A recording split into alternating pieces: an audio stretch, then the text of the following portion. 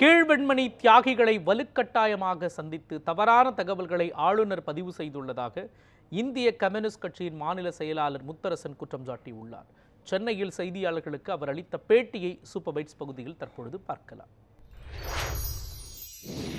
அவர் கீழவெண்மணி கிராமத்திற்கு சென்றிருக்கிறார். அங்கு சென்று அந்த கீழவெண்மணி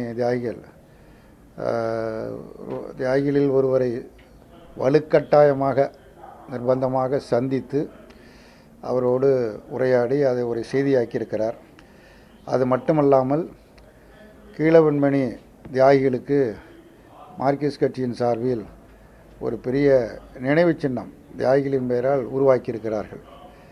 அது குறித்து குறிப்பிட்டு தியாகிகளை அவமதிக்கக்கூடிய விதத்தில் தியாகிகளுடைய மண்டபம் பெருசாக இருக்கிறது, ஆனால் அங்கே வாழுகிற மக்கள் எல்லாம் குடிசையில் வாழ்ந்து கொண்டு இருக்கிறார்கள், இது நேர் முரணாக இருக்கிறது என்கிற அர்த்தத்தில் ஒரு கருத்தை தெரிவித்திருப்பது மிக மிக கடுமையான கண்டனத்திற்குரியது.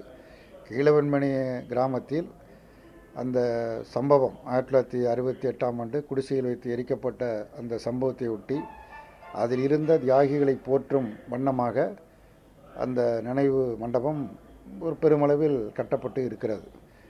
அது அரசாங்க நிதியிலேயோ ஒன்றிய அரசு நிதியிலேயோ கட்டப்பட்டதல்ல, தொழிலாளரிடத்திலே நிதி வசூல் செய்து அந்த கட்டடத்தை கட்டியிருக்கிறார்கள். ஆண்டுதோறும் டிசம்பர் 25ஆம் தேதி பல்லாயிரக்கணக்கான மக்கள் அங்கே நேரடியாக சென்று தியாகிகளுக்கு அஞ்சலி செலுத்தி வருகிறார்கள்.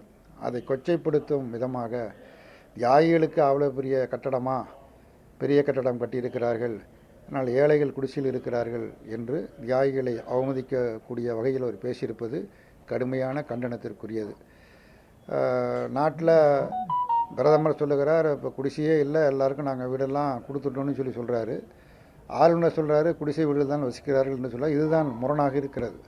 அங்கே ஆயிரக்கணக்கான மக்கள் இன்றைக்கும் குடிசைகள் இருப்பது கீழத்தஞ்சை மாவட்டத்தில் இன்றைக்கும் அப்படித்தான் இருக்கிறார்கள் என்பது, ஓலை குடிசைகள் சின்னஞ்சிறு குடிசைகள் தான் வாழ்ந்து கொண்டு இருக்கிறார்கள் என்பது மிக மிக யதார்த்தமான உண்மை. நான் ஆளுநரை கேட்பது, அவர்களை பார்த்து அனுதாபப்படுகிற ஆளுநர் ஒன்றிய அரசாங்கத்திடமிருந்து பிரதமர் வீடு கட்டும் திட்டம்னு ஒரு திட்டம் ஒன்று வச்சுருக்கிறாங்க. ஆனால் அதுக்கு பெருமளவுக்கு நிதியை ஒதுக்கீடு செய்வது மாநில அரசு தான். மத்திய அரசு மிக குறைந்த நிதி தான் ஒதுக்குகிறது. ஆளுநர் தனது செல்வாக்கை பயன்படுத்தி பிரதமரிடத்தில், நிதியமைச்சரிடத்தில் அல்லது உள்துறை அமைச்சர் அமித்ஷா இடத்துல தனது செல்வாக்கு, அவருக்கு நிறைய செல்வாக்கு இருக்காங்க, அந்த செல்வாக்கை பயன்படுத்தி கீழத்தஞ்சை மாவட்டம் முழுவதும் குடிசை வீடுகள் இல்லாத எல்லாம் காங்கிரீட் வீடுகளாக கட்டி கொடுப்பதற்கான நிதியை பெற்று கட்டி கொடுத்தால் அது பயனுள்ளதாக இருக்கும். அதற்கு மாறாக அதுக்கு முரணான வகையில் தியாகிகளுக்கு இப்படிப்பட்ட பெரிய கட்டடமா என்கிற கேள்வி எழுப்பியிருப்பதை இந்திய கம்யூனிஸ்ட் கட்சி மிக மிக வன்மையாக கண்டிக்கிறது.